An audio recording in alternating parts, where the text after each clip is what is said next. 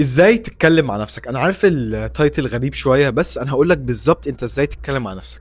عشان الطريقه اللي انت بتتكلم مع نفسك بيها هي دي هتحدد كل حاجه. هتحدد انت عندك ثقه ولا لا، هتحدد هتوصل لاهدافك ولا لا، وهتحدد كل حاجه في حياتك. ازاي بقى تتكلم مع نفسك؟ وانا هقول لك ليه تسمعني بقى، ليه تسمعني على ازاي انا بتكلم مع نفسي. انا كل يوم بصلي خمس صلوات بتوعي، كل يوم باكل صح، كل يوم بروح مدرسه واعمل اي بي اللي هو اصعب دبلومه في العالم، وكل يوم بشتغل على البيزنس بتاعي، كل يوم بعمل تيك توك وبعمل على اليوتيوب.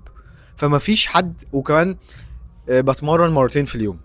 فما فيش حد انت هتشوفه على البرنامج ده لغايه دلوقتي بيشتغل اكتر مني. وانا اقدر اديك يعني ادفايس ازاي انا بتكلم مع نفسي، عشان من غير لما اعرف اتكلم مع نفسي انا مش هوصل للحاجات دي، ولا هعرف اشتغل كل يوم بالطريقه دي. فازاي بقى بتكلم مع نفسي؟ انا بتكلم مع نفسي بعصبيه، بعصبيه جدا. يعني انت لو شفت دماغي، لو مثلا حطينا ميكروفون جوه دماغي، هتحس ان انا بتكلم بعصبيه جدا مع نفسي. مثلا انا ما كنتش عايز اعمل الفيديو ده، تمام؟ بس قلت لنفسي لا، هو انا ازاي مش هعمل الفيديو ده؟ انا قلت هعمل حاجه فهعملها. ويعني بقول لا، طب انا لازم اوصل لاهدافي. مين يعني اللي هيوصل لاهدافه غيري؟ ما ينفعش انا ابقى ضعيف واقول انا تعبان وما اعملش يوتيوب. فبتكلم مع نفسي بطريقه عصبيه جدا جدا جدا. ودي مش حاجه وحشه ونيجاتيف مش عارف ايه، بس دي حاجه بتحمسني. لو انا بتكلم مع نفسي بالطريقه دي ببقى نسخه احسن من نفسي. عشان ليه؟ عشان لما مثلا افضل احمس من نفسي، افضل ابقى متعصب كده، بشتغل على نفسي اكتر، ببقى مش بتدلع. وانت كمان حاجه هتساعدك اللي انت تتكلم بعصبيه يعني مع نفسك. انت لو مثلا مش قادر تروح التمرين، لا قلنا انا هروح التمرين. يعني ايه مش هروح التمرين؟ انا هبقى قوي وهشتغل على نفسي، ومش حاجه اسمها مش قادر، لا هشتغل على نفسي واروح التمرين. تاني حاجه بتساعدني وانا بتكلم مع نفسي، ان انا بفكر نفسي. مثلا انا يوم حاسس ما عنديش ثقه، ايوه انا بعمل فيديوهات عن الثقه وكل حاجه، بس في ايام بتعدي عليا انا ما بيبقاش عندي ثقه. فايه اللي بيحصل؟ بفكر نفسي عن ليه انا المفروض يبقى عندي ثقه. بفكر نفسي انا كل يوم بشتغل على نفسي، كل يوم بشتغل على الاونلاين بيزنس، بروح المدرسه، بعمل اي بي، بتمرن كل يوم، باكل صح، بصلي، بعمل كل الكلام ده. فبفضل افكر نفسي. فانت ساعات الدماغ بتنسى، او انت بتنسى انت بتعمل ايه. بس ده مش هيشتغل لو انت بتتدلع طول اليوم. لو انت بتتدلع من النوع اللي ما بيشتغلش على نفسه وما عندوش اي اهداف، كل مره بيقول حاجه ما بيعملهاش، مش هتشتغل. فعشان تشتغل النقطه دي معاك، اللي انت تفضل تفكر نفسك مثلا بالحاجات الكويسه اللي انت بتعملها، لازم تبقى عملت ريبيوتيشن مع نفسك. يعني بنيت شويه مع نفسك اللي انت تعرف تقول ايه. يعني انت مثلا واحد ما بيشتغلش على نفسه وعمره ما اشتغل في حياته، هتقول ايه؟ يعني انا صحيت النهارده، لا يعني دي مش حاجه. فانت لازم تشتغل على نفسك الاول عشان تعرف اللي انت تفكر نفسك بالحاجات اللي انت عملتها.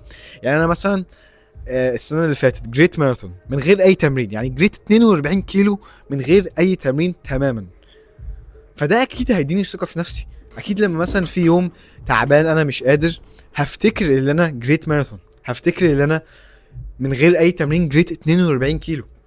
وده اكيد هيديني ثقه، وهيفكرني بان انا ازاي انا كويس، فهيديني ثقه وهشتغل على نفسي اكتر.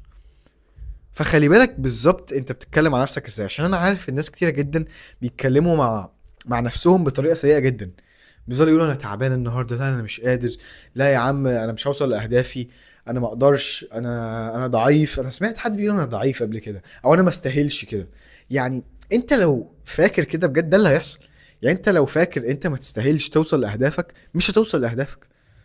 لو انت فاكر انت مش مفروض مثلا تعمل فلوس، مش هتعمل فلوس. لو انت فاكر انت جسمك مش المفروض يبقى كويس، مش هيبقى كويس. انت لازم يبقى عندك ثقة في نفسك من الاول. ايوه انت في نفس الاول خالص كلنا ما عندناش اي ثقة. ليه؟ عشان احنا ما اشتغلناش على نفسنا تماما. فانت لازم تبيلد الريبيوتيشن الاول، وبعدين لما انت تكون حاسس ما عندكش ثقة، اتكلم مع نفسك بعصبية زي ما بقول لك، وفكر نفسك. دوت اهم حاجتين انا ممكن اقولهم لك النهارده، وبجد هيغيروا حياتك. اتكلم مع نفسك بعصبيه، وفكر نفسك بالحاجات اللي انت عملتها. بجد هيساعدوك في الاوقات الصعبه. عشان أنا كل حد بيعدي عليه اوقات صعبه. انا مثلا اول امبارح كان يوم صعب جدا بالنسبه لي، كنتش قادر اذاكر، كنت تعبان مش عارف ايه.